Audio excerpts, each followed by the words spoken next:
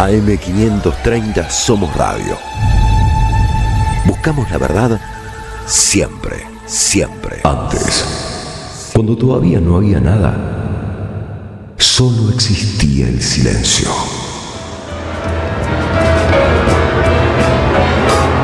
Entonces llegó Big Bang, la música del universo. Big Bang, la diferencia entre estar vivo y existir. Big Bang, con Marcelo Figueras. El teatro de la mente.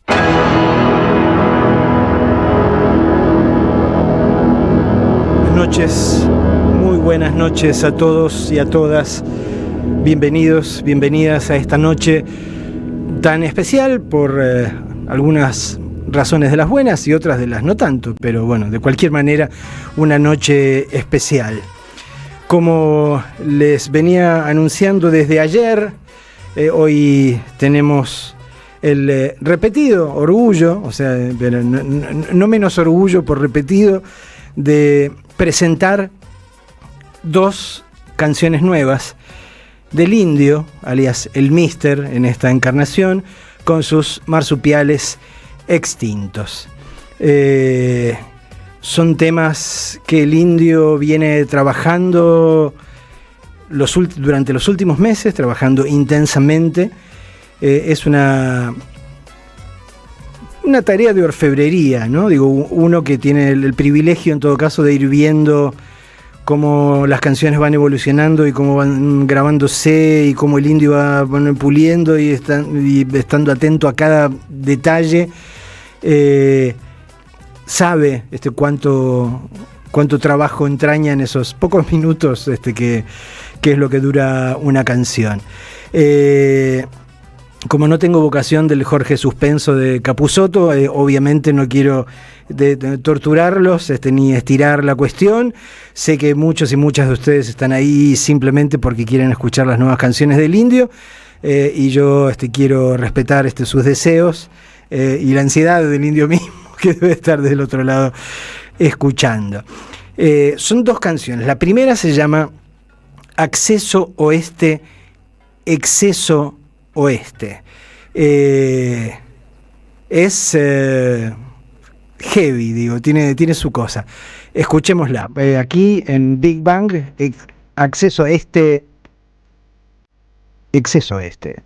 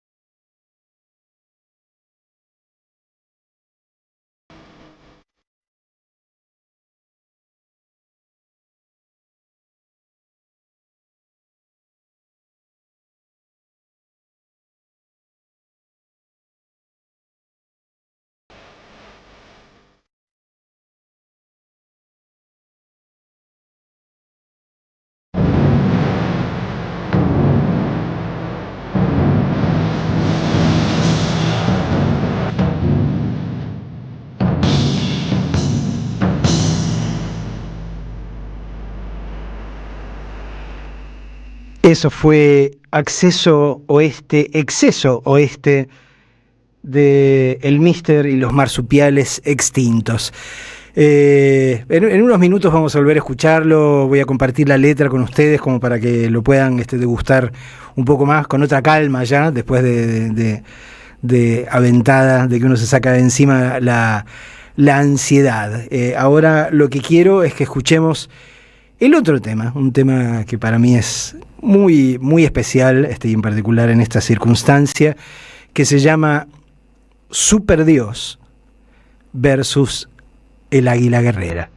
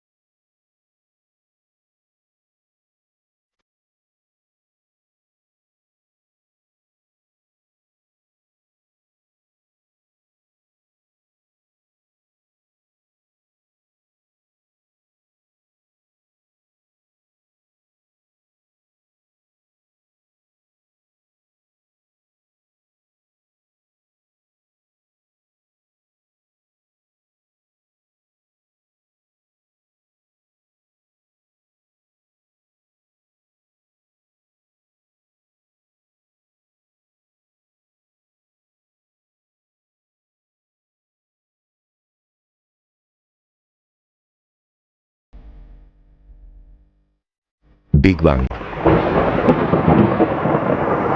Temporada de lluvia emocional.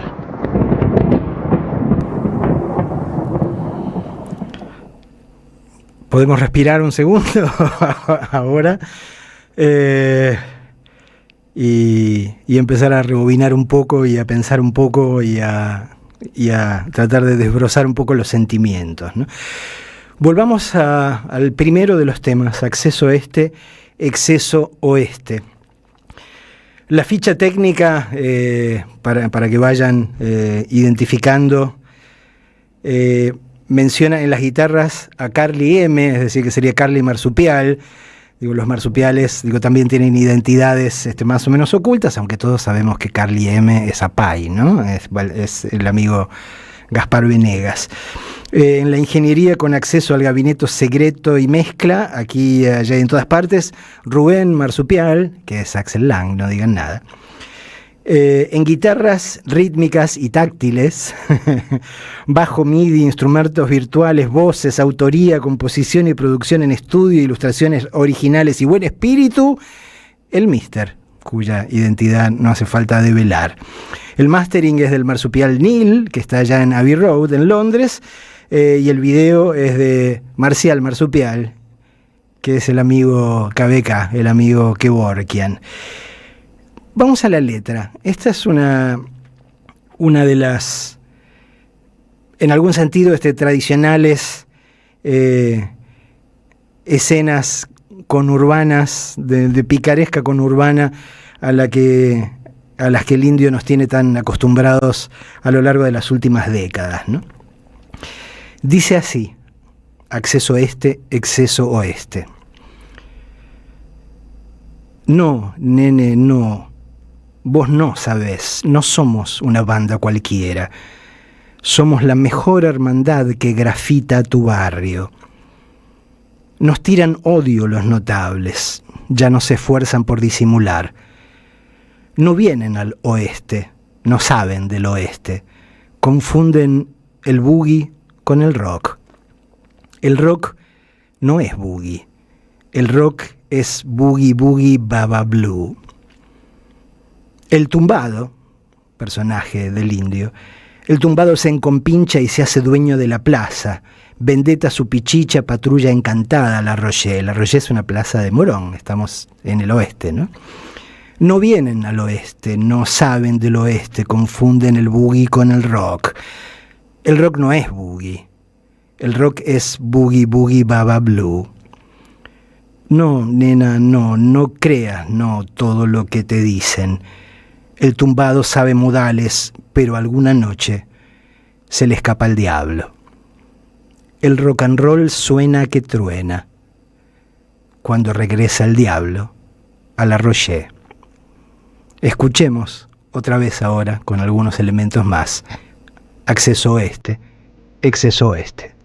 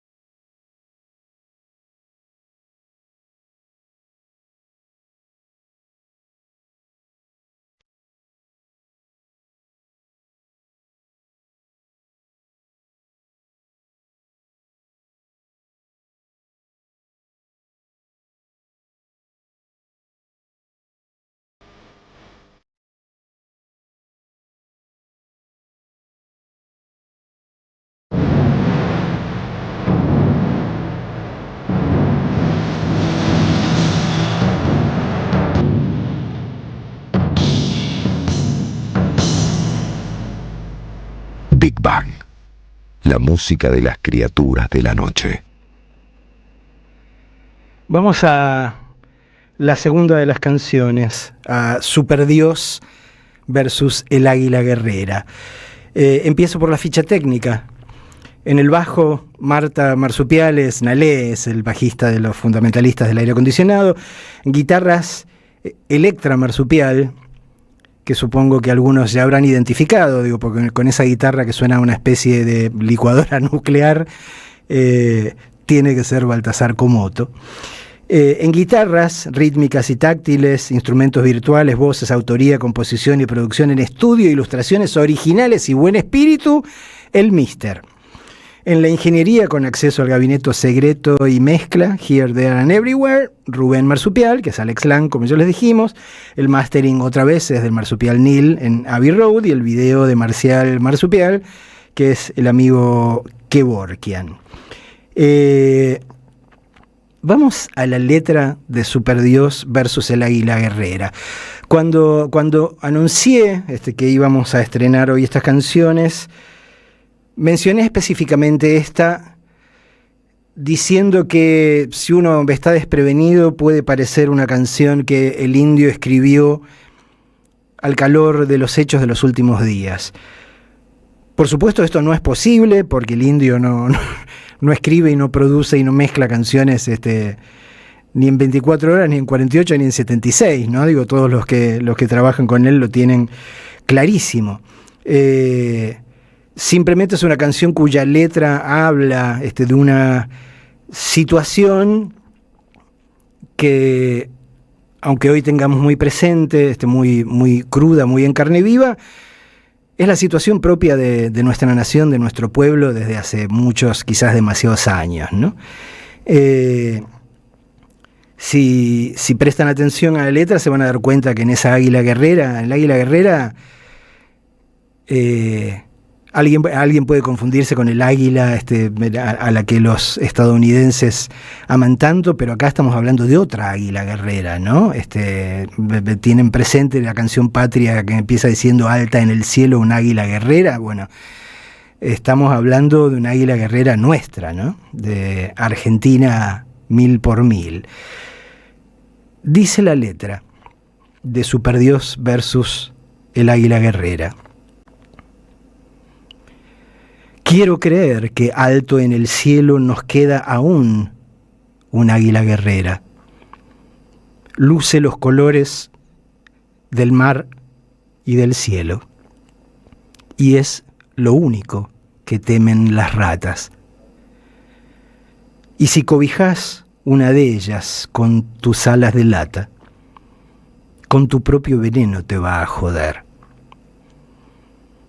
Ahora nuestra águila flota a su aire, abriendo y cerrando sus garras inquietas, barriendo las rocas con su vista certera.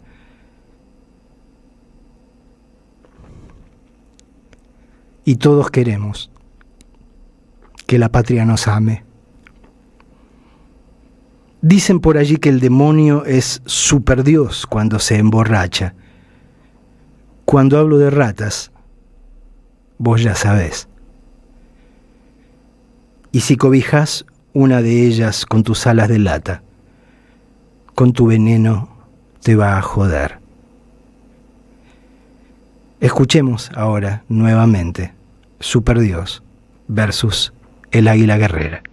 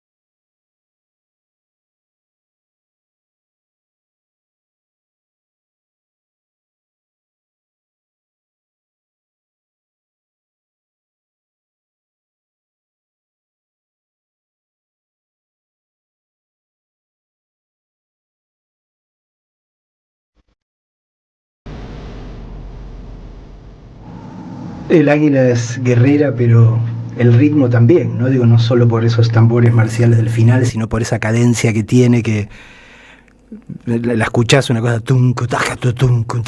es como que empezás a ver una larga fila de guerreros masa y esos negros que miden 2 metros con sus escudos y sus lanzas. Digo, te parece que, a mí me parece que suena a eso, ¿no? Digo, lo mismo, digo, la referencia a las alas de lata. Digo, piensen qué objeto volador solemos ver cada vez más, y en particular cuando andamos por la calle y hay manifestaciones y todo que anda dando vueltas por encima nuestro, ¿no? Digo, bueno, los drones tienen alas de lata. En fin, espero que hayan disfrutado de estas 2 canciones. En un ratito nada más, en media hora nada más, ya van a estar subidas formalmente a la página del Indio, así que pueden escucharlas todas las veces que quieran, como se merecen.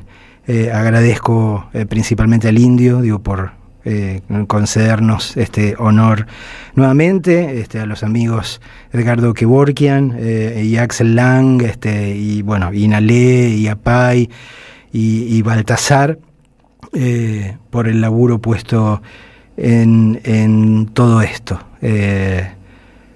Me quedo pensando, ¿no? En cuánta necesidad tenemos hoy de confiar en nuestra águila guerrera. Big Bang. Contra todos los males de este mundo.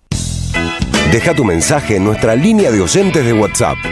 11 3200 0530. Somos Radio. AM530. A las madres las abrazamos entre todas y todos. No les vengo a hablar de lo mal que nos trata el gobierno. Las madres no esperamos nada de Milei, lo combatimos. No queremos sentarnos a hablar con él ni con nadie que venga de su mano. Pero las madres sí esperamos todo de nuestro pueblo. Seguimos la lucha como ella le hubiera gustado y reclamamos una vez más la solidaridad de todos los que nos quieren. Colaboren, no importa si poco o mucho, lo que puedan. Todo suma, los necesitamos. No se olviden el alias, amigos.madres.plaza. Tu aporte económico es muy importante para seguir creciendo. Defendamos la memoria, un legado cargado de futuro. Súmate a este proyecto colectivo. Construyamos comunidad. Cuando la semana no termina de morir y el finde no termina de nacer, vayan a laburar. El antídoto radial para las promesas incumplidas. Martín Piqué, Facundo Cardoso, vayan a laburar. Sábados de 1 a 4 de la madrugada. AM530. Construimos comunidad. Buscamos la verdad siempre. El destino de tus vacaciones está en Turismo Cabal. Viví los momentos que querés, con viajes armados a tu medida, con las mejores ofertas y los paquetes que buscas, con más de 35 años de experiencia. Entra en www.turismocabal.com.ar y encontrá las vacaciones que necesitas. Turismo Cabal. Seguridad en viajes. Destinada a la cartera de consumo. Más información en www.turismocabal.tour.ar. En 2025 vení a los talleres de Lecuni. Música, actuación, coro, tangos, cuentos, teatro, percusión y mucho más para compartir en familia. Acordate, en 2025 los talleres de Lecuni te están esperando. Informes e inscripción, informes.ecuni@gmail.com y seguinos en Facebook, Espacio Cultural Nuestros Hijos, y en Instagram, @ecuni.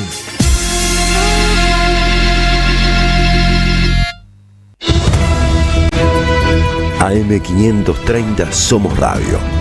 Buscamos la verdad siempre. Big Bang.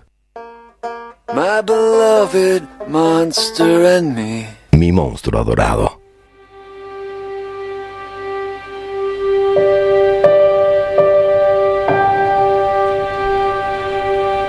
Cuando ocurre algo tremebundo, en latín tremebundus significa que hace temblar.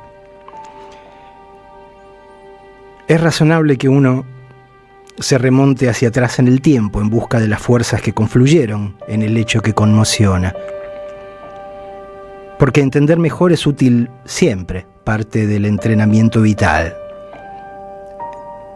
Entender enseña a no quedar expuesto a las mismas fuerzas del mismo modo. En estos días, estoy seguro, van a abundar los análisis que interpreten la condena a Cristina como resultado de una secuencia de hechos recientes. Lo lógico va a ser remontarse a las presidencias de los Kirchner. Cristina no se habría convertido en prisionera y proscripta si no hubiese hecho ciertas cosas del modo en que las hizo. No sé ustedes, pero yo descubrí la palabra proscripto siendo pequeño, mientras leía la historia de Robin Hood, aquel que desplumaba a los ricos para darle guita a los pobres. Quien lo definió a Robin Hood como un fuera de la ley fue una autoridad que venía floja de papeles, en ausencia del rey legítimo. Pero volviendo a Cristina, yo no me sentiría cómodo rastreando esa secuencia, porque no soy analista político, yo soy narrador, esencialmente. Me seduce más pensar el modo en que una historia particular encaja en el marco de las grandes historias previas. Cuánto de eco y cuánto de reformulación tiene respecto de las precedentes. Nadie que haya leído y disfrutado de la narrativa de Borges es inmune a esa tentación. En el cuento La Trama, Borges cuenta de un gaucho al que achuran entre varios, entre los que reconoce a un ahijado. El tipo, el gaucho achurado, ignora la historia de Julio César, víctima de una conspiración de la que participó uno de sus favoritos, Marco Junio Bruto. Y por eso no comprende el gaucho, como Borges dice, que muere para que se repita una escena.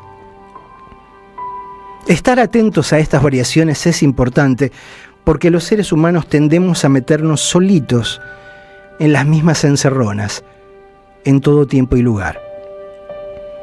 Vivir la vida sin conciencia de la historia, como si el mundo hubiese empezado cuando nacimos, propicia la repetición de errores perfectamente evitables. Por eso se equivocan los que creen que la historia que Cristina protagoniza es cosa de este siglo y nada más. Ella misma contextualizó días atrás lo que estaba por venir cuando hilvanó hechos de violencia política en nuestra historia. El bombardeo a la Plaza de Mayo, del cual se cumplen 70 años el 16 de junio, es decir, este lunes. Los fusilamientos del general Valle y de los civiles del basural de José León Suárez, que se conmemoraron el 10. Y la dictadura del 76. Y dio la puntada final cuando, al referirse al atentado fallido al que sobrevivió, dijo: «Yo también soy una fusilada que vive».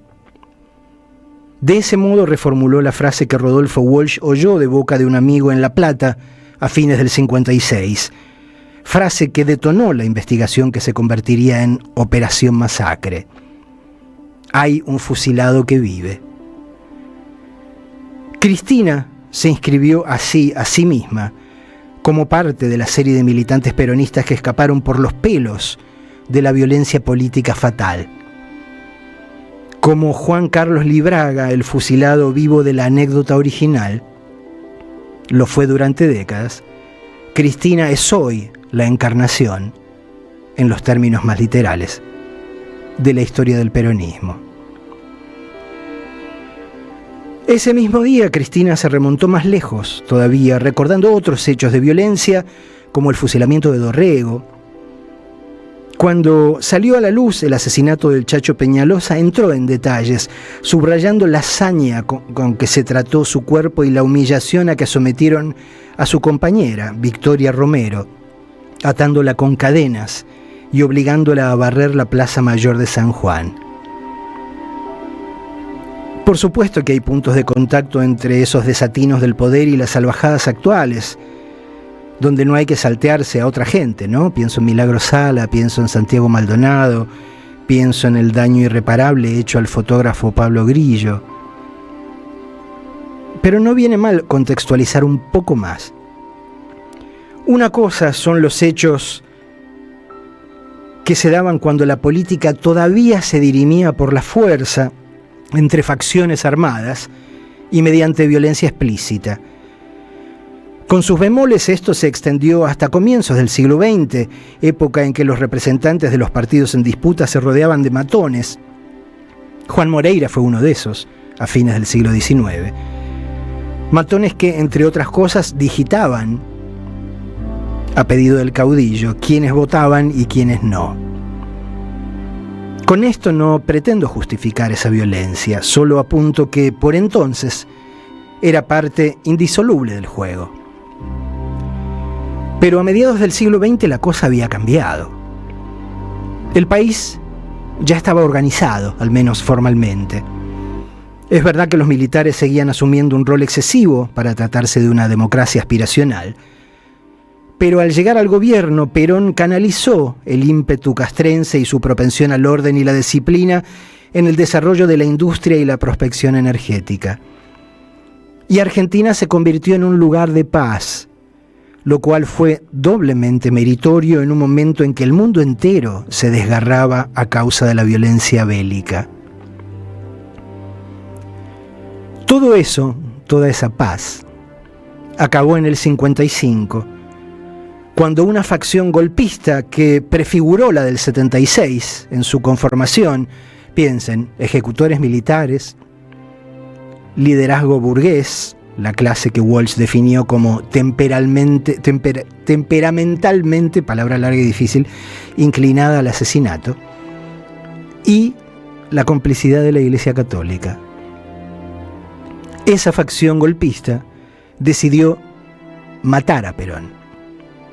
Pero no envenenándolo a lo Hamlet Sr., como el papá de Hamlet, ni saboteando su auto como en las películas, ni mediante un John Wilkes Booth, que fue el tipo que asesinó a Lincoln, o un Lee Harvey Oswald. Optaron por hacerlo a lo grande, a lo bestia, usando aviones del Estado para ametrallar el centro neurálgico de la capital de la República y arrojarle encima 14 toneladas de bombas. Estaba claro que, aún cargándose a Perón, iban a matar a mucha otra gente que ni siquiera era de su entorno. Bancarios y clientes de bancos, dada la zona, estudiantes, viejos y niños, colectiveros, empleados, barrenderos, maestras. Pero a pesar de esa certeza, decidieron mandarse igual. Porque además de matar a Perón, querían inspirar terror. En particular en el pueblo peronista, para disuadirlo de volver a defender a su líder, como en octubre del 45. Ese es el momento en el cual, en términos de la ciencia ficción o de la física cuántica, lo que más les guste, entramos en la línea de este universo que conduce hasta hoy. Porque este universo que habitamos hoy es muy distinto del que habría existido si la embajada y el establishment local no se hubiesen cagado en la democracia y vencido a Perón en las urnas, no mediante violencia, sino políticamente. Si hoy Argentina es así, se debe a que, entre otras razones, no lo niego, en el 55 el poder económico y religioso decidió matar a Perón en vez de imponerse limpiamente y cargarse en el trámite a centenares de argentinos que les importaban un pito a la vela, a quienes reventaron como moscas. Pero no solo estamos así gracias a los responsables de esa acción entre ejecutores, financistas y conjurados. En la instancia crucial, cuando los senderos de la historia argentina se bifurcaron trágicamente, una porción de la sociedad toleró ese crimen atroz porque estaba satisfecha con el objetivo logrado, que era poner al gobierno de Perón en respirador artificial. De hecho, lo desconectaron poco tiempo después, en septiembre del 55. Estaban tan chochos con el fin, acabar con el gobierno de Perón, que decidieron obviar el medio al que se apeló. Una masacre, un crimen espantoso. Y por eso el bombardeo de la plaza sigue impune, porque la gente de bien, que así se consideraban, como sus herederos siguen considerándose, creía que esos muertos eran un precio que valía la pena pagar a cambio del derrocamiento del tirano. Para los privilegiados, el sacrificio ajeno es una moneda que nunca dudan en rifar. Por eso, con tal de obtener algo que deseaban mucho, condonaron un crimen masivo. Y de ese modo, al tolerar con gusto lo que debía resultar aberrante a todo ser humano, abrieron el portal que nos conduce aquí, a este presente, en el cual muchos celebran la condena de Cristina, como en el 55 la caída de Perón, sin saber que, como el gaucho de Borges, lo están haciendo para que se repita una escena, parte de una trama cuyo giro inminente ignoran. ¿Qué festeja?, preguntaba Feynman el malo ante las escenas de Cristina bailando en el balcón de San José al 1100. Otro que sumar a la ya balconera historia peronista. La indignación de Feynman fue replicada en todos los canales canallas donde cundía el desconcierto. ¿Por qué sonreía, por qué bailaba esa mujer cuando debía estar rota, muda, definitivamente vencida? Es que cuando uno leyó mucho, cuenta con ventajas diferenciales. Si conoces las tramas, nunca te moves a ciegas en la historia.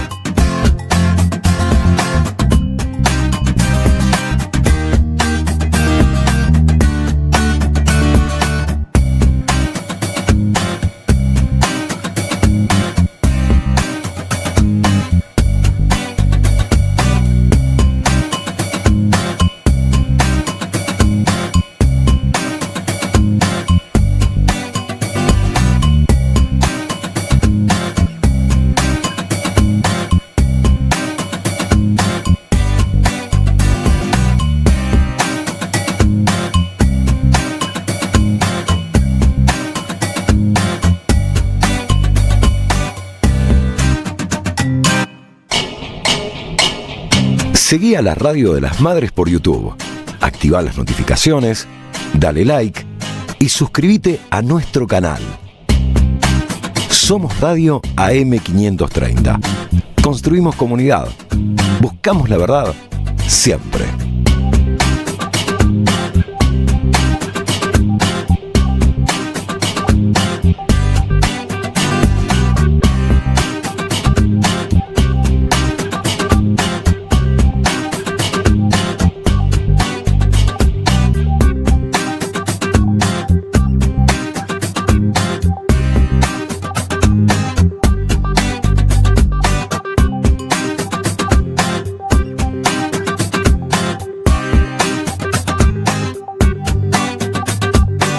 Seguí a la Radio de las Madres por YouTube, activá las notificaciones, dale like y suscríbete a nuestro canal. Somos Radio AM530. Construimos comunidad. Buscamos la verdad siempre.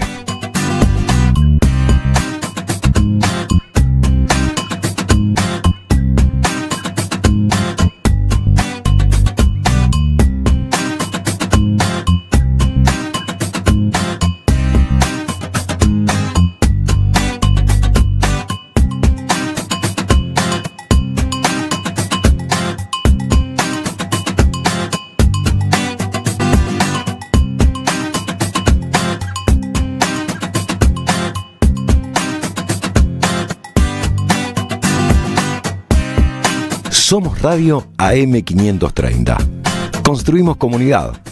Buscamos la verdad siempre.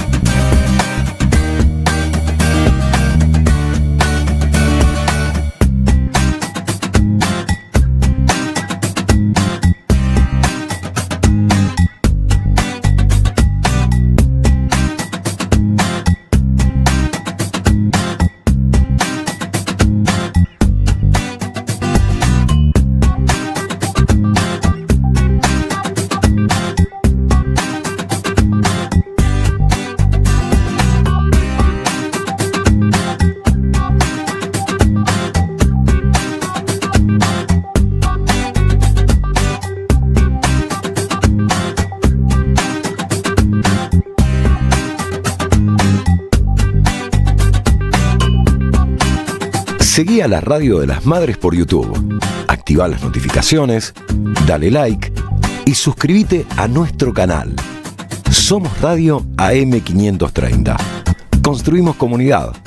Buscamos la verdad siempre.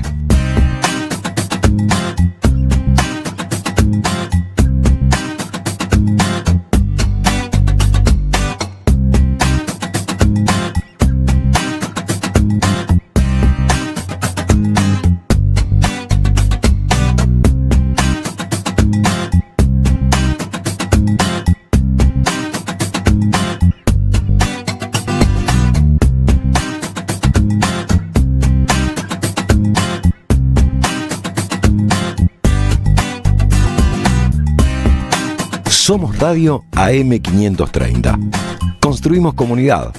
Buscamos la verdad siempre.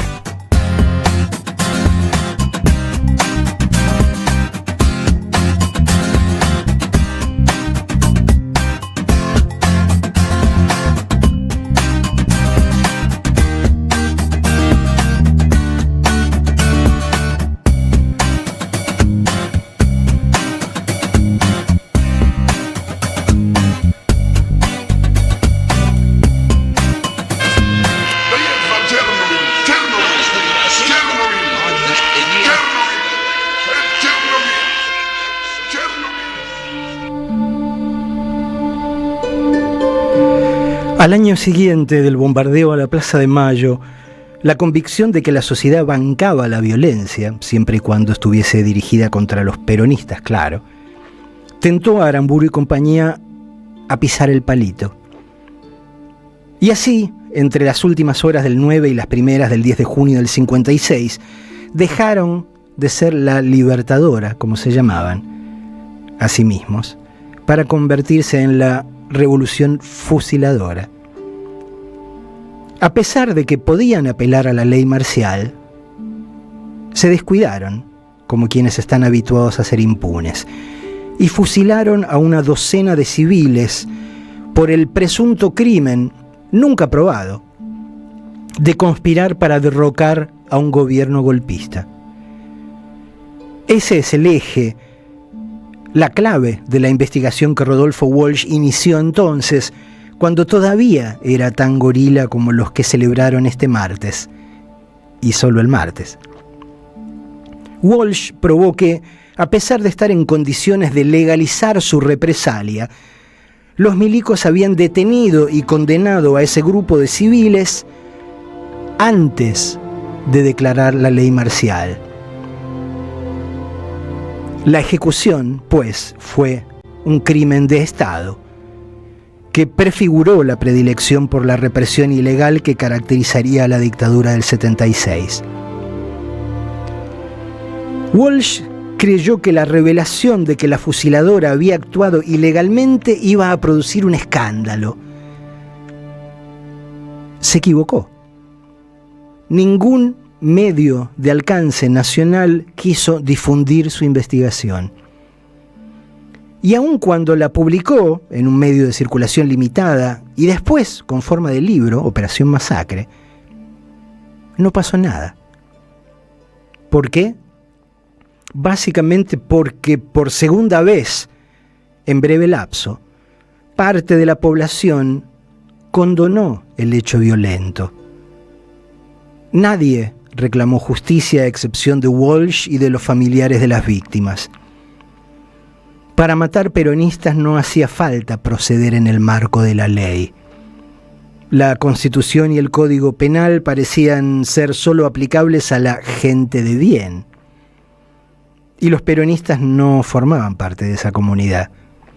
Se los podía faenar como a animales, sin necesidad de permiso ni más justificación que su condición de peronchos. Sin el bombardeo y los fusilamientos, quizás no hubiese habido AAA. Para los gorilas, que los peronchos pasasen de ser asesinados por otros a asesinarse entre ellos, sonaba a progresión dramática ideal. Y sin esos precedentes, quizás la opción de ciertas orgas por la lucha armada hubiese adoptado otro color. Lo indiscutible es que, de no haber comprobado que matar peronistas era gratis, cultivando de paso un paladar afecto a la muerte, la dictadura del 76 no hubiese sido lo que fue.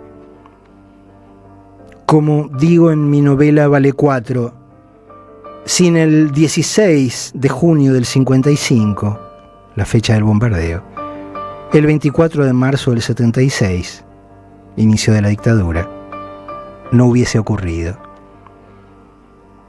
La represión ilegal no fue un hecho extemporáneo, sin antecedentes en la historia. Fue la progresión de lo que los 70 terminaron por consagrar como una política de exterminio. Después la dictadura del 76 capotó al despuntar los 80, cuando la crisis que produjeron medidas como las que hoy implementa Milei despojaron al régimen de sustento.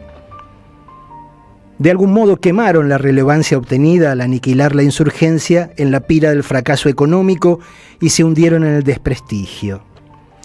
Ese vacío de representación tornó posible el, vuelvo al latín, horror genocidia, la posibilidad de que la sociedad expresase repugnancia por las barbaridades cometidas por las Fuerzas Armadas. Espanto que a su vez hizo posibles los 40 años sin monedas de democracia, aunque durante mucho tiempo no alcanzó para obtener justicia. Para que los genocidas fueran finalmente juzgados, hizo falta que a la tarea de las organizaciones de derechos humanos se acoplase la voluntad política de los Kirchner.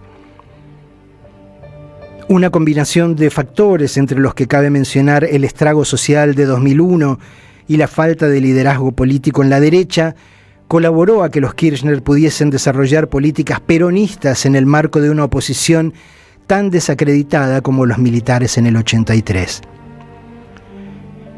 Pero hacia el final del segundo mandato de Cristina, los conspiradores se habían recuperado ya y la violencia letal reapareció.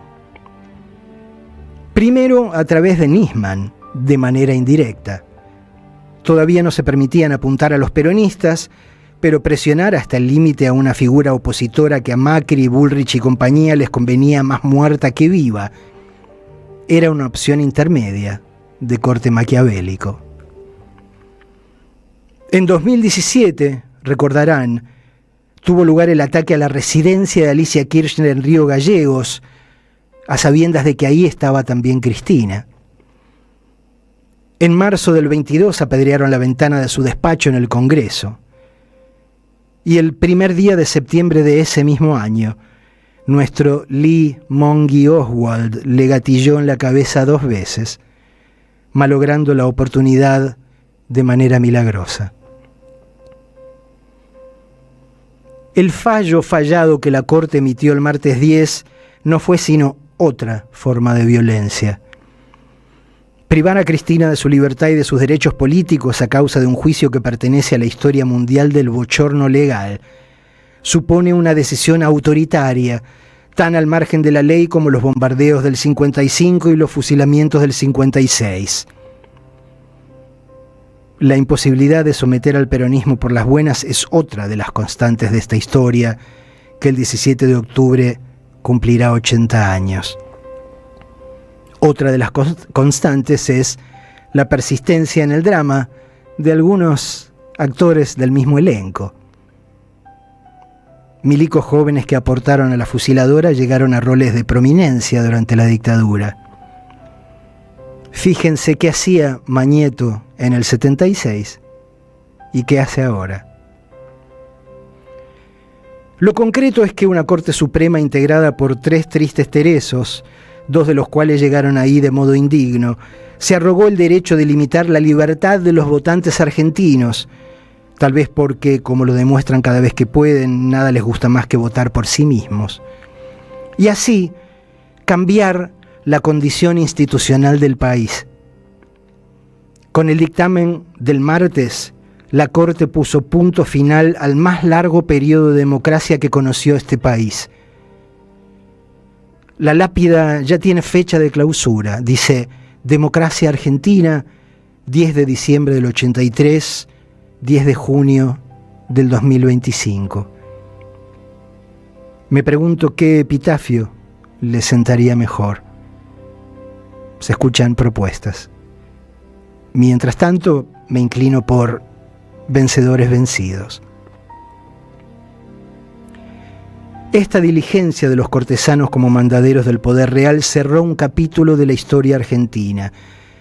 Si la visualizásemos a la historia argentina como un libro, la condena y proscripción de Cristina clausuraría el relato que inauguró el triunfo de Alfonsín y que tantos sinsabores y alegrías deparó desde entonces. Lo que viene ahora es otro capítulo, que concierne a una Argentina nebulosa, imprecisa, no dictatorial, no todavía, al menos, pero tampoco democrática, en tanto prohíbe la participación de la conductora del movimiento político más grande del país. Será algo más parecido a los interregnos de Frondizi e Ilia, que llegaron a la Rosada porque el peronismo estaba prohibido, que a cualquiera de los gobiernos del 83 en adelante. Estamos en un país donde la voluntad popular está condicionada, maniatada. Pero más allá de la dificultad que entraña avisorar cómo será un periodo que acaba de nacer, lo cierto es que hoy estamos en un mundo nuevo, ante una bestia diferente. Desgraciadamente la historia no se toma el trabajo de avisarnos por mail que hemos entrado en otra era. No hace fiestas para celebrarlo, no corta cintas, ni estrella botellas de champán contra el casco del tiempo nuevo a modo de bautizo. De un día para otro puede parecer que nada cambió, a pesar de que en esencia haya cambiado todo, o al menos mucho. Ahí estamos ahora, en una zona nueva, ominosa en su arranque, que ya revelará si se parece más a La zona muerta de Stephen King o a la que creó Tarkovsky para una película inolvidable. La única certeza que tenemos es que, para desesperación de los personajes que lloran en TV porque Cristina no se rinde, la historia no termina acá.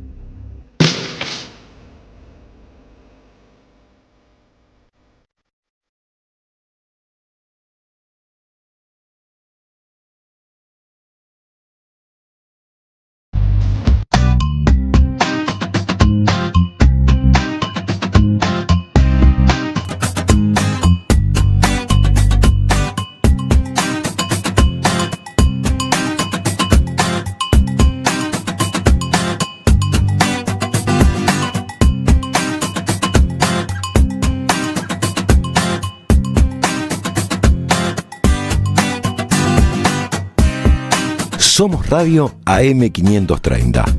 Construimos comunidad. Buscamos la verdad siempre.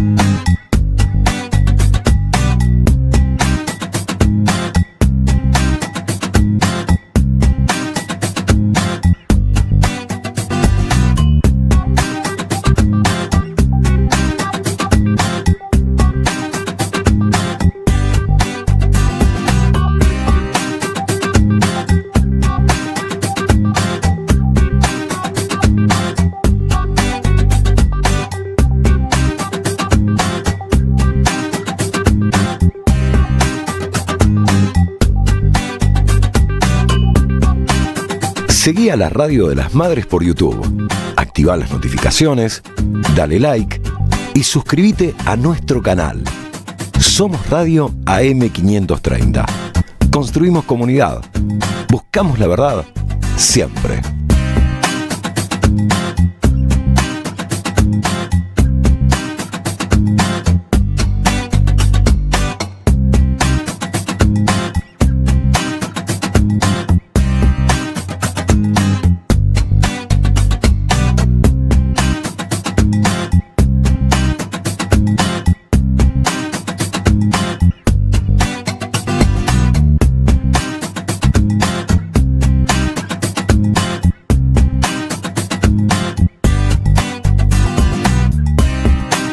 Somos Radio AM530. Construimos comunidad. Buscamos la verdad siempre.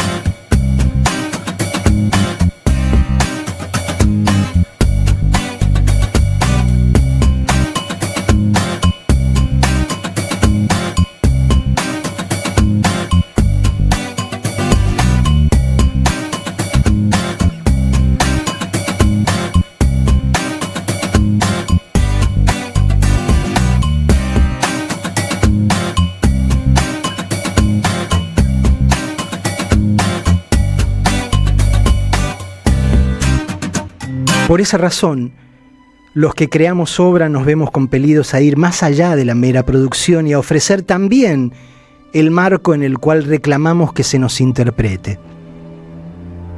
Eso intentó hacer Cristina en estas semanas, ayudarnos a entender cómo debía leerse el relato que detonó el lunes 2 de junio al confirmar que sería candidata en la provincia de Buenos Aires. Por eso dedicó tiempo a inscribir su presente como un capítulo más de la violencia conservadora contra la voluntad popular, no solo en el marco del peronismo, sino también en el más grande de la lucha por la soberanía que singulariza nuestra historia. De ahí las menciones a Mariano Moreno, a Dorrego, a Peñalosa. En ese contexto, la porción actual del relato adoptó un giro singular, porque representa el enfrentamiento entre el poder real, que durante los 80 años del peronismo se asoció a la embajada, con el movimiento que reconectó con las políticas que transformaron el país entre 1945 y 1955. Perón y Evita, Néstor y Cristina. Una historia que reescribimos en tiempo real y clave del presente, para que se repita una escena virtuosa. Tal como entonces, la situación enfrenta a jugadores disímiles. Del lado del establishment y la embajada se enlistan los adoradores del dinero y los adictos al poder por el poder mismo. En general, el poder real no piensa más que en remover obstáculos que encuentra en el camino a la concreción de negocios. Pero en este tramo tan particular de la historia, los jugadores más viejos y gravitantes, como Mañeto, ideologizaron la contienda. Hoy existen mega ricos que aceptan perder guita con tal de acabar con Cristina y su prole. A esta altura, para Mañeto ya no se trata de negocios. Es una cuestión personal. Quiere acabar con el kirchnerismo antes de morir, alumbrando un peronismo business friendly, funcional al establishment, a lo Menem, a lo Duhalde, a lo Alberto. Pero del otro lado, los jugadores, y en particular cierta jugadora, son muy distintos. Estos también comprenden el valor del poder en la brega política y por eso intentan construirlo a diario. Néstor fue un impresionante articulador de poder sin el cual no podría haber hecho nada de lo que hizo. Sin embargo, la forma en que construyen masa crítica para poner coto al poder real es tan diferente a la del establishment que a veces parece que están jugando a juegos diferentes. Cristina no quiere acabar con Mañeto, ni con Roca, ni con Galperín. Todo lo que quiere es ponerlos en caja, para que no sigan abusando de su poder, para que cuando recuperemos la democracia no se tienten de traicionarla nuevamente, para que no vuelvan a actuar como si estuviesen por encima de los intereses nacionales y por ende del pueblo. Esta mujer está jugando el juego largo, corriendo la carrera de fondo, aquella en que se impone quien más resiste. Y vaya si ha resistido cosas, Cristina. No conozco a nadie de voluntad más formidable. Esta mujer está jugando el juego de la historia grande, donde todo jugador valioso sabe que la cosa no empezó ni termina con él o ella, y que la victoria parcial la determina el modo en que pasás la antorcha para que la lucha continúe. A diferencia de Mañeto, que no dejará herederos políticos porque su impulso vital, su necesidad de humillar a la única que se le enfrentó, es individual y se volverá cenizas con su cuerpo cuando muera. Cristina está interpretando el rol que cree que le toca en la historia del peronismo, ayudando a que se reencuentre con sus raíces épicas. El 17 de octubre pertenece a ese subgénero, inequívocamente. Sus últimos movimientos no dejan dudas. A fines de mayo ya era un secreto a voces que la condena saldría pronto. El anuncio de que Milei emprendería su viaje más prolongado al exterior dibujaba una ventana de probabilidades que el presidente ponía a disposición de la Corte a partir del 5 de junio. Estamos a 14 y todavía sigue boludeando por ahí con agenda festiva hasta casi fin de mes. Como la movida era transparente, dado que Milei cultiva el estilo de cobardía milmaniana, cuando la detengan yo estaré en Europa, no quedaba tiempo que perder. Cristina activó la cuenta regresiva el lunes 2 al anunciarse candidata, a conciencia de que la presión que se desataría entonces compelería a la Corte a mover ficha en fechas de enorme carga simbólica para el peronismo y su ADN de resistencia.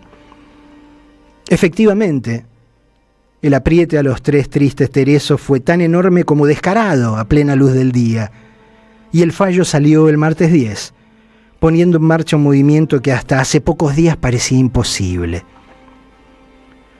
Por un lado, reordenó al peronismo puertas adentro. Hoy nadie discute la conducción de Cristina, públicamente al menos. Algunas sobreactuaciones de estos días rozaron la caricatura por parte de quienes se sabían con la cola sucia. Y tampoco quedan muchas dudas respecto de quiénes expresarán su pensamiento más fiel cuando el Poder Judicial condicione sus comunicaciones.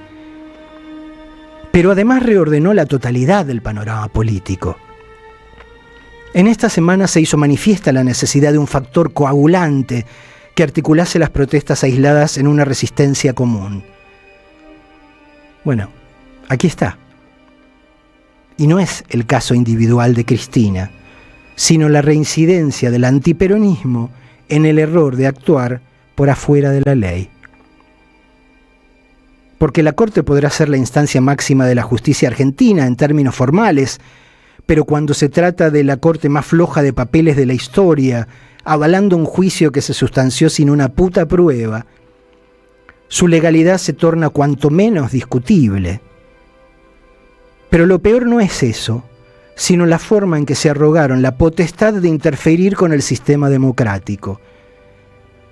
La Corte no tenía derecho a cerrar por la fuerza el capítulo contemporáneo de la democracia argenta. Ese será el factor coagulante. La lucha por el retorno de una democracia plena, sin más violencia estatal, ni proscripciones, donde puedas elegir a la persona que mejor te representa para conducir el país. ¿Qué mejor razón para salir a las calles? Yo estoy seguro de que ninguno de esos viejos meados se detuvo a considerar por qué Cristina parecía haber acelerado su condena. Creyeron que la iniciativa seguía siendo de ellos, cuando simplemente entraron en el juego de Cristina. Hablamos de gente a la que no le cabe en la cabeza que alguien precipite un destino semejante para sí misma por una simple razón. El único sacrificio en el cual esa gente cree es el sacrificio ajeno. Pero Cristina, como buena peronista, cree en el valor del sacrificio propio, en la virtud de poner el cuerpo para que, aunque uno pierda algo, muchos otros se beneficien. Y eso se debe a que Cristina no es solo una gran lectora de la historia local y una autoridad en materia de peronismo, sino a que además es sensible a y cree en otro de los grandes relatos fundantes de nuestra cultura. Aun si lo despojamos de su condición divina, Jesús de Nazaret sigue siendo el tipo que introdujo el amor como argamasa civilizatoria, amor que en términos políticos se llama justicia social, y que para ser coherente con sus ideas puso el cuerpo para proteger a pobres y marginados. Algo que ni Roma como potencia colonial ni el establishment judío se bancaron, obvio. Los paralelos con el presente son tan fáciles de trazar que es casi un escándalo. Hoy en día, nuestro establishment y la actual potencia colonial no pueden culpar más que a sí mismos por haber puesto a Cristina en una situación sacrificial. Esta es toda de ellos. ¿Qué van a decir ahora? ¿Que la condena también es un autoatentado?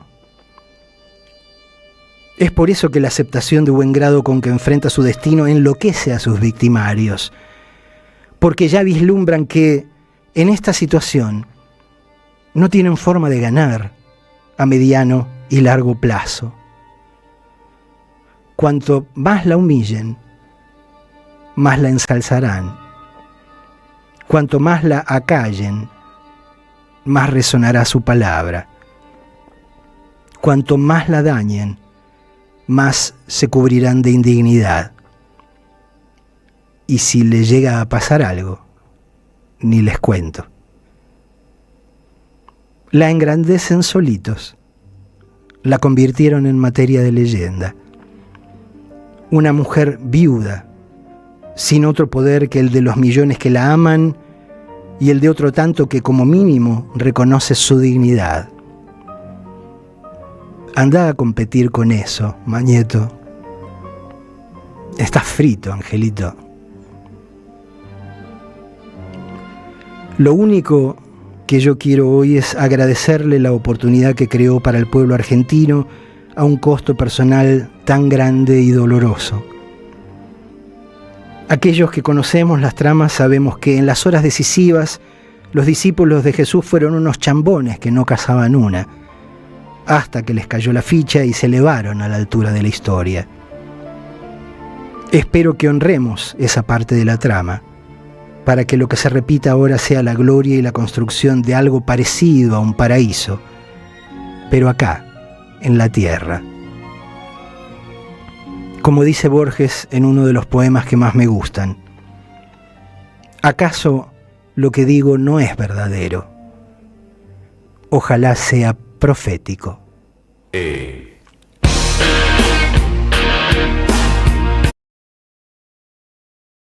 De las Madres por YouTube.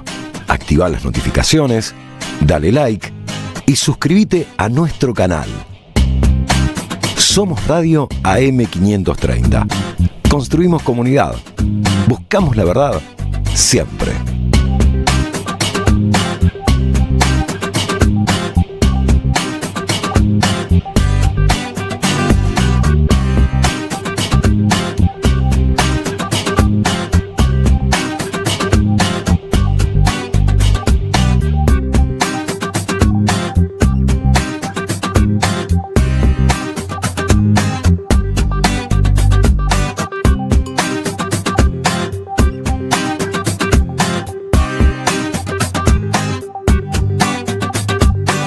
Seguí a la Radio de las Madres por YouTube.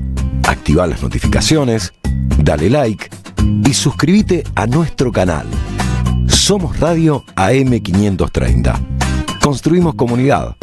Buscamos la verdad siempre.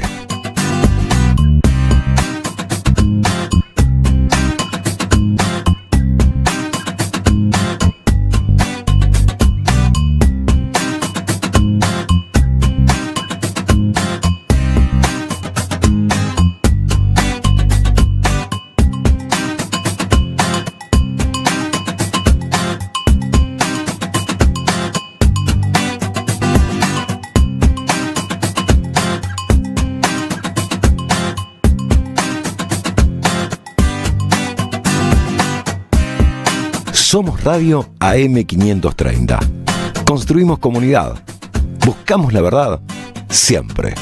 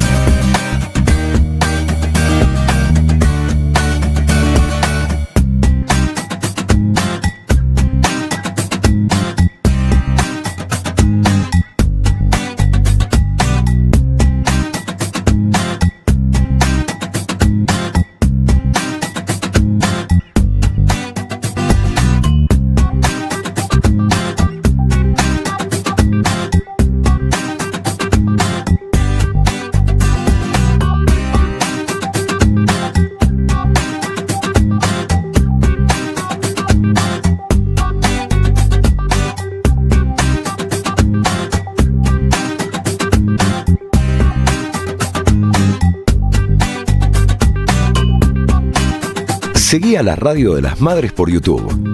Activá las notificaciones, dale like y suscríbete a nuestro canal. Somos Radio AM530. Construimos comunidad.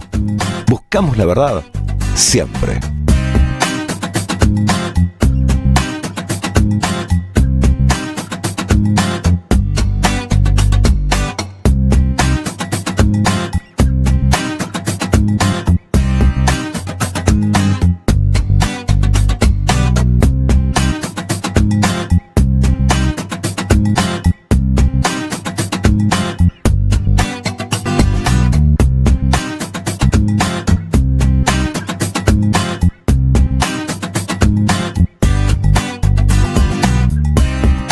Somos Radio AM530. Construimos comunidad.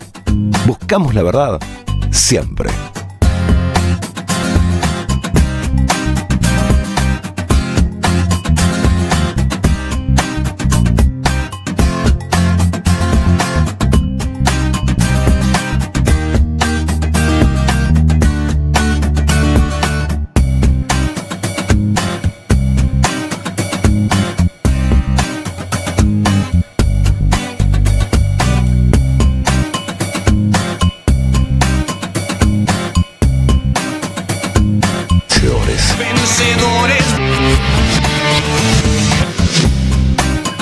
Siempre se van los imprescindibles, ¿viste? Pero quedan los discursos, si vos querés y los escuchás, son libros de política.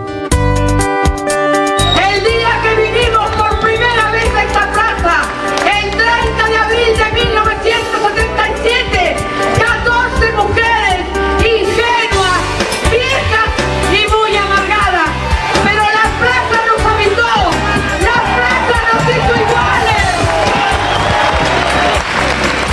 En la plaza uno se libera, los pueblos se liberan con las plazas llenas. Eve de Bonafini, AM530. Somos Radio. Somos Eve. Deja tu mensaje en nuestra línea de oyentes de WhatsApp. 11 3200 0530. AM530. Somos Radio. Tronador, agua mineral, botellones y dispensers para el hogar y la oficina. Hacé tu pedido al 4201-2627 o mandanos un mail a info@aguatronador.com.ar. Tronador, agua de mesa envasada. 12 de octubre 632 en Avellaneda. El destino de tus vacaciones está en Turismo Cabal. Viví los momentos que querés, con viajes armados a tu medida, con las mejores ofertas y los paquetes que buscas, con más de 35 años de experiencia. Entra en www.turismocabal.com.ar y encontrá las vacaciones que necesitas. Turismo Cabal, seguridad en viajes. Destinada a la cartera de consumo. Más información en www.turismocabal.tour.ar. Tiempo Argentino está en peligro.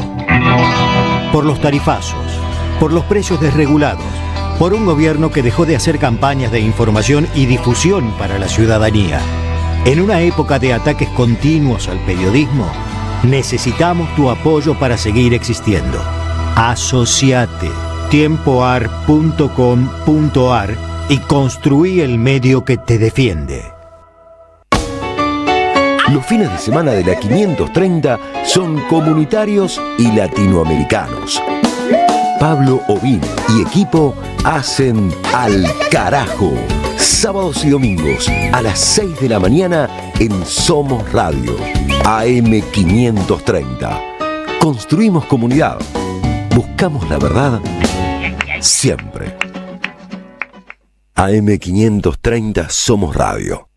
Buscamos la verdad siempre. Antes, cuando todavía no había nada, solo existía el silencio.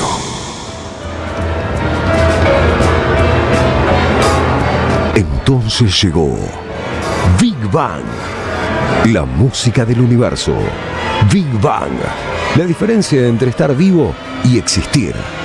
Big Bang, con Marcelo Figueras. El teatro de la mente. Y como en este Big Bang vertiginoso de hoy no nos privamos de nada, digo, ya lo tenemos sentado aquí en el estudio al amigo Gillespie. ¿Qué haces, Guile? ¿Cómo va, Marcelo? ¿Qué tal? Gracias por la invitación. No, gracias por venirte a esta hora a estos parajes. Suelo escuchar el programa, alguna vez te lo comenté. Me parece que es uno de los momentos que más disfruto radialmente. Yo escucho bastante radio. En general, tengo como esa especie de costumbre de mi adolescencia, donde me parecía que el aparato de radio era una cosa mágica y que bueno, allá en mi Montegrande natal y en esa cosa tan de pueblo, me conectaba, ¿viste? Me conectaba ahí, empecé a escuchar jazz, a partir de algunos divulgadores que había en aquel momento, también buenos temas de rock, más que nada en Radio AM, ¿no? Y sigo un poco casado con la Radio AM, a pesar de haber trabajado muchos años en FMs. Yo te escucho también, sí. Un rato todos los días. Claro. Por defecto profesional, porque Guile hace Perdidos en el Espacio en Radio Provincia de lunes a viernes de 20 a 22 con el amigo Diego Tomasi. Sí. Otro Está escuchando el programa. Otro conocido. Abrazo, le mandamos un abrazo enorme a Diego. Estaba súper nervioso por mi visita y porque por ahí se le juntan los dos jefes a rosquear contra él. Sí, después nos vamos a quedar hablando de Tomasi, obviamente, cuando el programa termine. Pero bueno, pero digo, retomando lo que decías, sí, sigue teniendo un enorme peso en la vida de mucha gente, ¿no? La radio y la M. Contra todo lo que parece, contra lo que se suele hablar, o generalizar en materia de tendencias, hace pocas semanas había circulando un estudio en el cual mencionaba la cantidad de gente que todavía escucha radio en la radio. Sí, yo escucho en el receptor de radio, digamos.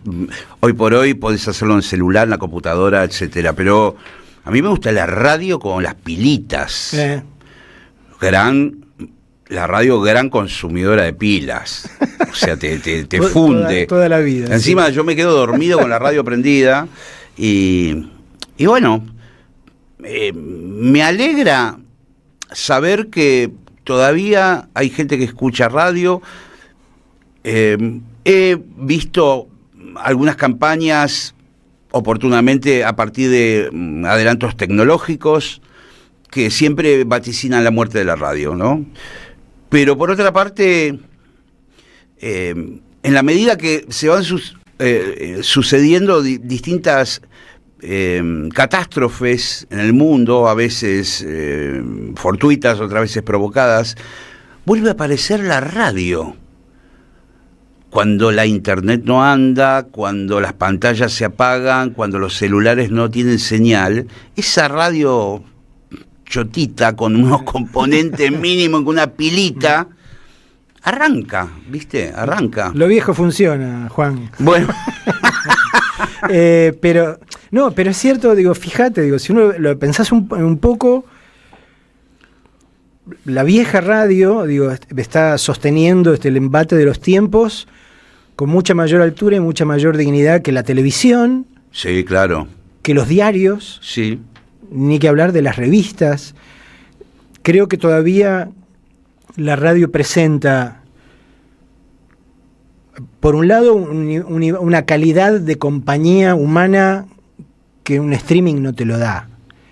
A pesar de que técnicamente uno diría, bueno, debería ser distinto, porque en el streaming yo le estoy viendo la cara, qué sé yo, estoy viendo moverse, qué sé yo, lo tengo más cerca. Pero no. Digo, creo que el acceso por la oreja al cerebro es sí. En algunos sentidos más directo que el de los ojos, ¿no? Y determinados personajes que no podrían funcionar en la televisión terminan funcionando en la radio en la medida que dejan entrever su propia personalidad. Por lo tanto, me parece que en la radio uno conoce más a aquel que le habla o a aquel que conduce el programa, o hay una cantidad de detalles que son eliminados en el formato televisivo. De hecho, uno no conoce a nadie de los que están en la televisión. No sabe lo que piensa. Ni siquiera los analistas políticos. Todos tienen como una especie de libreto y lo que tiene que hacer, pues si no los rajan. En la radio todavía existe el lugar de, bueno, sé vos mismo. A ver. Pero por eso está, digo, creo que un nivel de compañía, digo, sí, sigue representándolo como lo representó toda la vida, y también, digo, permite un nivel de reflexión y de juego que ya no lo encontrás en otros lados. Como decís vos, en la televisión no está. Digo, no podés, digo, yo no podría permitirme hacer lo que hago acá en la televisión, normalmente, simplemente por estar parado delante de una cámara. Y ya no lo tenés en las revistas, que eran en todo caso un espacio donde vos tenías digamos, una extensión que te permitía reflexionar de una manera. Ya no están, prácticamente no existen. No existen las revistas. No son un medio de consulta. Entonces es como el último bastión, ¿no? En algún lugar. Sí, y por otra parte, yo creo que el nivel de penetración que tiene la radio dentro del hogar de las personas es más profundo que el de los otros medios. Y lo he notado por lo siguiente, por la forma amistosa en la que me encaran los oyentes. Y toda la vida fue así. El tipo que está en la radio es tu amigo. Es tu amigo. El que está en la tele no. Es otra cosa. Sí. Sí, ¿y vos cómo terminaste en la radio? Porque vos empezaste por el lado de la música. Digo, ¿cómo? Sí, naturalmente la música era mi gran pasión. Pero a la vez, digamos, yo no tenía algunos elementos que con el paso de los años me di cuenta que eran necesarios para el mundo musical. A ver, hay una cuestión del narcisismo que yo no la tenía totalmente resuelta. Entonces yo quería hacer música en mi casa, para mí. Y, digamos, nunca pude sobrellevar bien esta cuestión de sacar pecho y yo soy fulanito y toda esa cosa que la he visto en colegas y que... Sí, que es la norma, digamos, sí, en algún sentido, es lo más común. Sí, yo hubiera podido trabajar en un estudio de grabación toda mi vida, feliz, feliz, y que nadie me conozca la cara. Porque me gusta la música, no me gusta tanto los músicos. me gusta el fenómeno de la música, como de donde no hay nada empieza a haber una construcción, a veces más compleja, a veces más simple, algo que no existía y que no se puede ver y que es invisible pero es tangente, porque de repente una persona empieza a escuchar los primeros acordes y se larga a llorar, ¿viste? O le produce cosas. Esa parte de la música siempre me gustó. ¿Cómo aparezco en radio? También es raro, pero empiezo un poco como DJ en este punto, porque empiezo a hacer radio en Monte Grande, en una radio zonal. Yo llevaba mis casetitos y mis cosas raras a presentar. Dicho sea de paso, eran cassettes que yo grababa además de la radio, cuando ya tuve un radio grabador. Entonces estaba con las antenas paradas cuando ponían algo que... Todos los temas estaban empezados, sin final, pisados. Sí, con locutores en el medio. Claro. Y ahí hicimos con 2 amigos un programa que le pusimos Soviet. Ahí bueno, yo iba a la secundaria, primeros años de la secundaria, y me encantó la situación. Lo que pasa es que, claro, era una radio ahí de Monte Grande. Y hoy por hoy, a partir de haber encontrado un montón de cassettes viejos, me encontré con experimentos míos de radio que los grababa yo solo.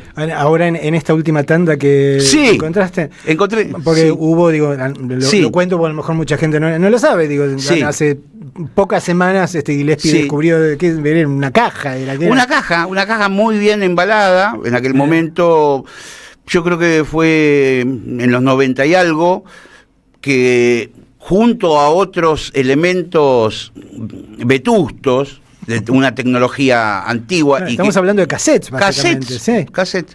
Y ahí había mucho material. Digamos, tuyo tocando.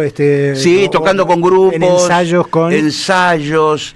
Yo era el loco. Encontré 3 Walkmans, de los cuales creo que uno solamente player de escuchar cassettes. 2 grababan.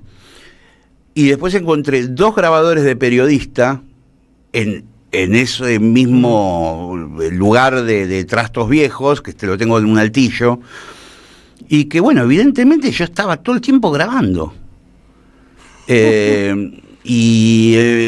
Quizás era para recordar las canciones, nunca tomé conciencia de que determinado material podía tener algún valor.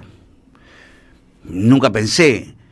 ensayo de Sumo, bueno, se va a morir el pelado, se va a generar como una especie de mito alrededor de esta banda. Quizás lo que más podía pensar es que el futuro de esa banda era músicos desperdigados haciendo poco y nada, ¿no? Nunca me imaginé que iba a surgir varias bandas, Las Pelotas, Divididos, el Roberto Pettinato con su histrionismo. Bueno, eso quedó ahí. Hay varios cassettes de Sumo, pero hay un montón de otras cosas, y hay experimentos míos radiales, incluso radioteatros donde yo hago varias voces, escritos por mí. Mirá vos. O sea, la hacía completa. Nada, era un mundo de fantasía, un mundo infantil, un mundo doméstico.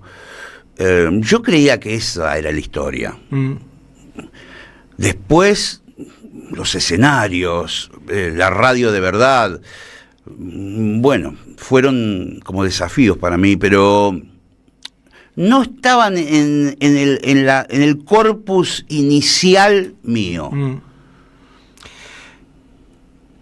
Creo que la misma elección de la trompeta, digo, como tu instrumento, digo, me hace pensar en lo que decías recién, en esa cosa de que te costaba impostar esa cosa de acá estoy yo, bla, bla. Bueno. En general, digo, cuando uno tiene arranque esa cosa, o va a ser el guitarrista o va a ser el cantante, ¿no? Digo, la trompeta es un instrumento que en principio uno piensa que solo funciona en combo, y no necesariamente tiene por qué ser solista, ¿no? Digo, es como que con acompañar, ya desde el arranque eras feliz. Sí, yo venía tocando la guitarra, pero siempre segundas guitarras. O sea, yo disfrutaba acompañando. ¿Me entendés? O sea, el tema de la trompeta es bastante fortuito. Había un flaco ahí en Monte Grande que tocó un tiempo la trompeta. Yo llegué a ir a su casa y ensayaba con un quinteto de jazz. Hoy por hoy vive en Barcelona. Y yo cuando escuché la trompeta en vivo y en directo, en ese formato, aparte, Juan Carlos Narsequian se llama. Hoy toca el saxo, pero bueno, cambió de la trompeta al saxo. Y actúa allá y es muy buen músico. Pero y él tenía una cosa como introvertida para tocar la trompeta, que también es un aspecto no el más habitual dentro de los trompetistas. Los trompetistas generalmente se parecen más a los guitarristas solistas, claro. O sea, en su actitud, viste, todo el sonido, tocar fuerte, esa cosa estridente que tiene la trompeta, que es impresionante. Pero bueno, iba por ese lado, medio como que se ponía en un rincón, tocaba ahí con un sonido chiquito, aterciopelado, opaco. Yo dije, chao, me volví loco. Y ahí me cambió la vida. Y nada, me pude comprar una trompeta todavía estando en la secundaria, pero nunca estudié con nadie. Y yo hacía mis experimentos en mi casa, musicales, muy apocados. Pero bueno, siempre pensando en la trompeta con los acompañamientos que iba generando. O sea, nunca pensé en la trompeta como el único instrumento. Digo esto porque la mayoría de los trompetistas piensan en la trompeta como su único instrumento. Tienen una adoración, una pasión por la trompeta. Y prácticamente muchas veces son un embole como personas, porque todo su tiempo se lo han dedicado a la trompeta. Y vos decís, pero loco, ¿no leíste tal libro? No, toco la trompeta. Bueno, chapó, me saco el sombrero. Yo nunca lo pensé así. Para mí había que tocar un poco la trompeta, listo. No ser, viste, el campeón del mundo. Es un poco el approach del indio también, ¿no? Digo, esa cosa de decir, bueno, lo que importa es lo que tenés para contar, ¿no? Después, sí. Si hay algo para contar, digo, aunque seas limitado como músico, no seas un gran técnico, lo que produzcas va a tener valor. Y de repente tenés un músico de la concha de la madre formalmente, Berkeley, sí. Ok, es bárbaro, tiene un sonido espectacular, tiene una digitación de puta madre, pero lo que hace no te mueve un pelo, ¿no? No, porque es como esa especie de parábola que alguna vez escuché de que uno tiene un lobo bueno y un lobo malo. ¿La escuchaste esa? Bueno. No. Y los dos conviven dentro de vos. Y está en vos a cuál alimentás cada día, ¿no? Al malo o al bueno, ¿no? Y yo creo que un poco el camino del virtuosismo, ojo, lo pensé cuando empecé también, no ahora que casi me voy a retirar. No, bueno, pero quiero decir, no, fue una idea que mantuve a lo largo de los años, ¿no? Si vos alimentás demasiado ese lobo, el que es por tocar el instrumento por el instrumento mismo, estás matando de hambre al otro, que es el que te puede proveer las ideas para ese instrumento. Porque el instrumento es un instrumento. O sea, como dice la palabra, digamos, no es un fin. Vos tenés que tocar el piano, pero bueno, ¿qué vas a tocar en el piano? Ese es el chiste de la música, ¿no? Para mí. ¿Y cómo conectaste con el rock? Digo, porque la trompeta en el rock no es, digamos, sí. no es un instrumento que suene naturalmente o que uno convoque, no digo. Sin embargo, te acercaste por eso a bandas. Sí, pero también hubo mucha casualidad. En realidad, a mí me gustó mucho cuando fui a ver a Sumo en en vivo, año 80 y pico, 84, 85, y me pareció una banda distinta, y me pareció que por momentos entraban como en un mood del free jazz. Creo que por lo que tocaba Pettinato.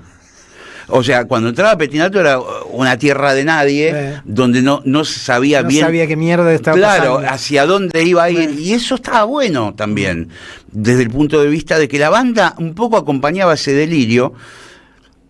Y vos sabés que eso coincidía bastante con lo que yo venía escuchando en aquel momento. Con, por ejemplo, Ornette Coleman. A mí me gustaba mucho un grupo que se llamaba The Art Ensemble of Chicago, con un trompetista, Lester Bowie, que todo el mundo decía que no sabía tocar. El chiste del tipo, se murió tocando así, de esa misma forma, el tipo sabía tocar.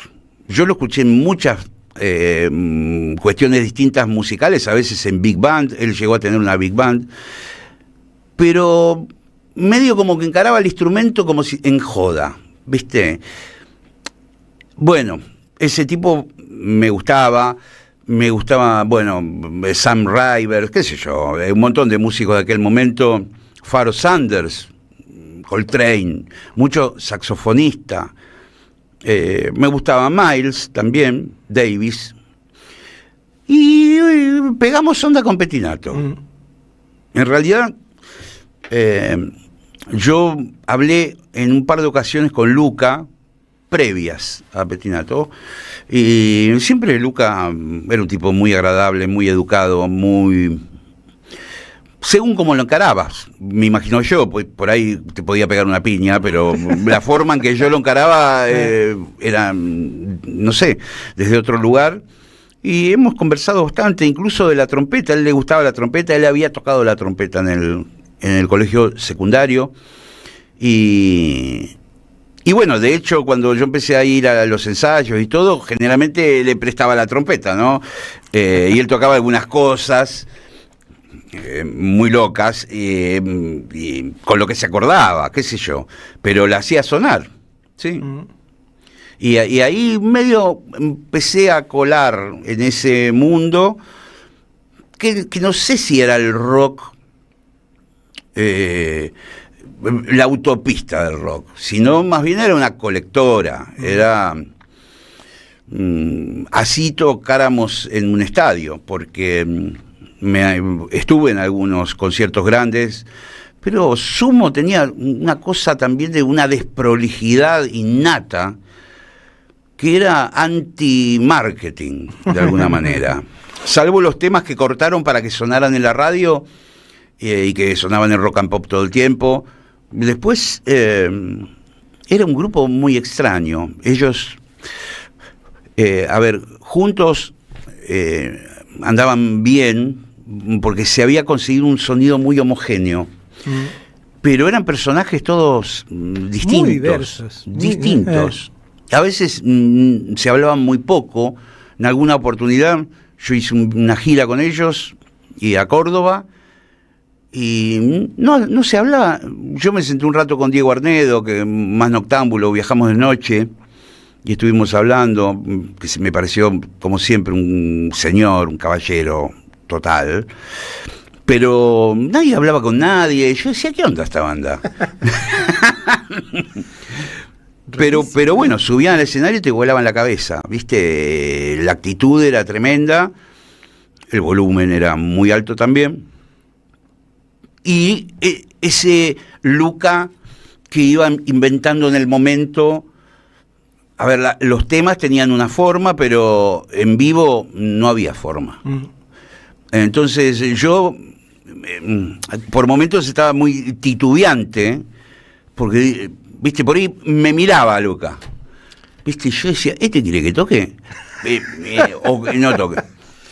Y un día en el camarín me dijo, si yo te digo vos tocá, vos tocá. No, bueno, pero no me dijiste, me miraste. No, vos andá para adelante y tocá, ¿viste? Entonces era como que, más allá de los temas que yo más o menos que podía encuadrar con la trompeta, me quedaba a un costado a la espera de la orden, de la mirada, de decir, Bueno, y así llegué a tocar que yo un solo de trompeta en Fuck You, que era un tema comunalmente imposible, con un volumen. Y ahí le cuadró que fue en la cancha de los Andes, el último concierto de Sumo, antes de la muerte del Pelado. Pero a mí eso me gustaba esa cosa. Por ahí si hubiera habido más ensayo y más comernos el coco, por ahí no me hubiera gustado tanto a mí. Yo necesitaba, bueno,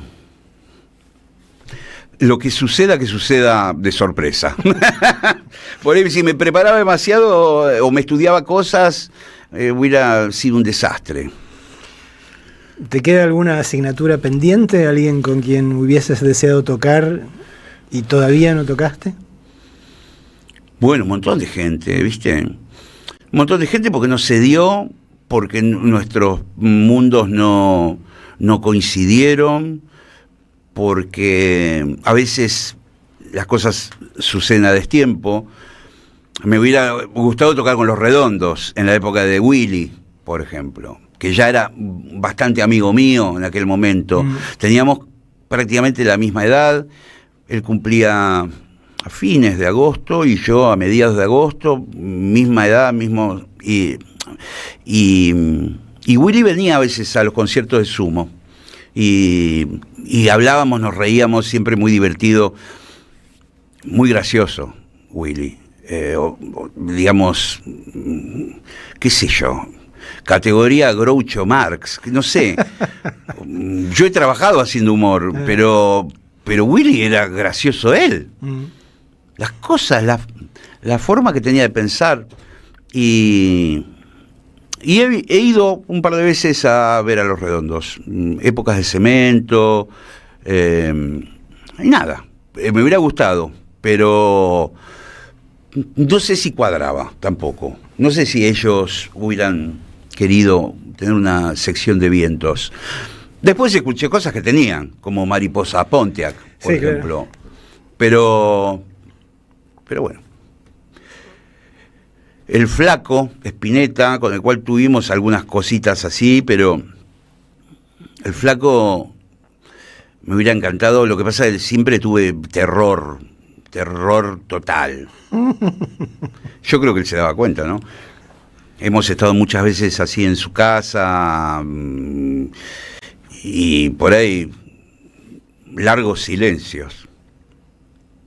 Y que yo no me atrevía a interrumpir. Y una de las primeras veces que nos vimos, él me dijo,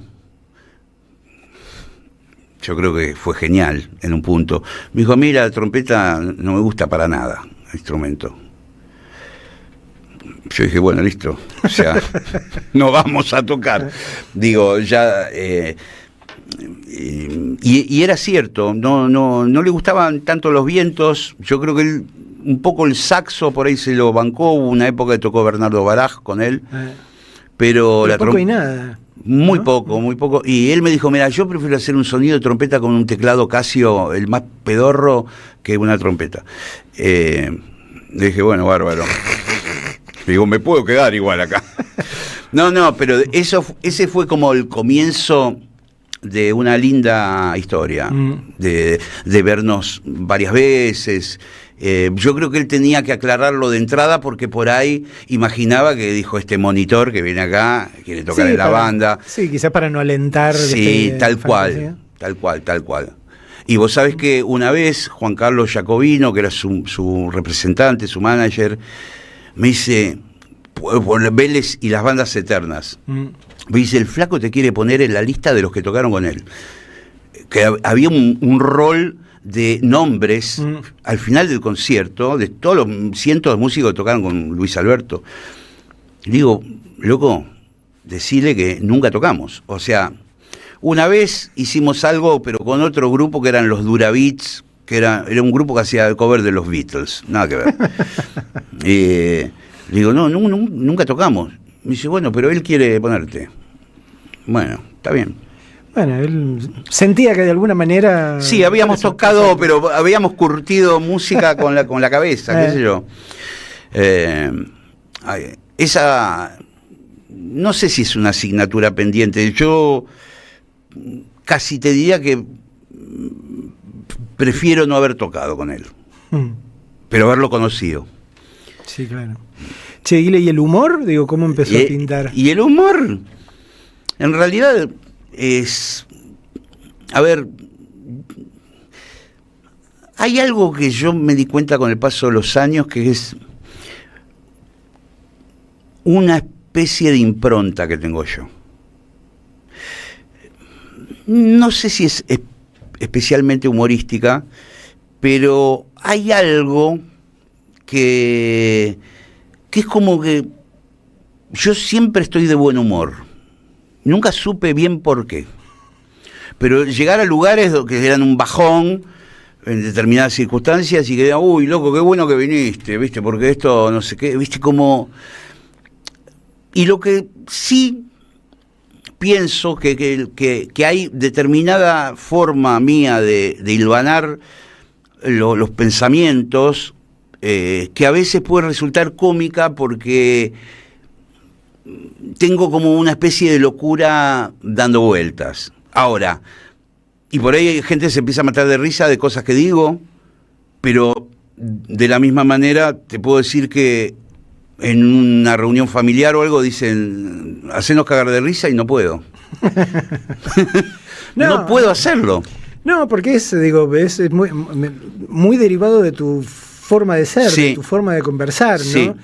Digo, no es un humor de chistes, o sea, no, qué sé yo, sino es como de una gracia innata, digo, por decirlo de alguna manera. Sí, ¿no? Vos sabés que en un momento yo llegué a trabajar en Telefe con Petinato, cuando nuestras locuras iban tomando forma y Roberto se encargaba de que tuviéramos laburo a partir de eso. Yo escribía guiones para él, bueno, y en un momento terminamos en Telefe, a la noche, haciendo el programa de el Late Night, famoso de la noche, y al principio Petty tenía una cosa conmigo que me decía, no, nosotros tenemos que hacer como un paso de comedia guionado con los temas del día y que vos me preguntes y... Bueno, y lo hicimos un tiempo. En aquel momento estaba Gustavo Yankelevich como director del canal, con el cual nos reuníamos a veces una vez por semana, y él bajaba una línea de lo que había visto del programa. Y ese segmento inicial donde entraba Petinato y se venía donde estaba la banda, que estaba yo ahí, en el grupo de música, y hacíamos esta especie de cosa guionada, y Gustavo dice mirá, yo y me dice a mí, yo a vos te veo para otra cosa, y le dice a Petinato, le dice, no le des más libretos, vos acercate a preguntarle cualquier cosa a él, no, que él no sepa lo que te tiene que contestar. Y vos sabés que ahí empezó a funcionar, porque yo estaba preocupado por el libreto. Claro. ¿Entendés? Entonces estaba pensando en el pie que me tenía que dar, yo cómo tenía que contestar. Ese fue un lindo consejo que me dio Yankelevich, y que de alguna manera yo lo tomé. Lo tomé. Dije, yo no sirvo mucho para estudiar cosas, yo tengo que creer en mí, ¿viste? En mi impronta, en mi sensibilidad. Y trabajar mucho eso. Esa tiene que ser mi herramienta. Y bueno, acá estamos. Giles, me fue el programa. tenía por eso canciones para pasar, de Sumo. Puede ser. De Soda Stereo, una tuya. Hagamos una cosa, Gaby. Usemos el tema de Gile, el Third Rock from the Sun, digo, para... Ahí toco la guitarra. Irnos. Y bueno, y mientras tanto nos vamos despidiendo. Muchísimas gracias por venir. Digo, para mí es un honor enorme que formes parte de la programación de Radio Provincia. Bueno, loco. Digo, me parece que hacen una cosa muy, muy bonita con Diego, con Miri y con Iván Horowitz. aprovecho para agradecerle ahora a la gente que hace Big Bang, a Flavia y Bruno en la producción. Bruno, que lo tengo en este momento con dengue y neumonía al mismo tiempo. Uy, la puta madre. Gaby Agugliaro en los controles, Pablo Casasola en el streaming, Pocho en las redes. Gracias infinitas al Indio, a KBK, a Alex Lang, y a toda la gente del gabinete secreto. Muchísimas gracias por los temas del Indio que estrenamos hoy. Disculpas a la gente del WhatsApp de la radio, del chat de YouTube, del chat de Telegram, porque hoy estuvo muy movido y no pude contestar demasiado, por lo menos mucho menos de lo que hago habitualmente, pero creo que fue un bonito programa y termina de la mejor manera. Para mí siempre es un placer pasar un rato con este señor. Lo mismo digo, muchas gracias por la invitación y bueno, acá me tenés como violero. Nos quedamos escuchando a Gillespie. Que estén bien, que sueñen en colores. Hoy demostramos que el Indio no se rinde, Cristina tampoco, entonces a nosotros nos queda la misma nada más. Chao.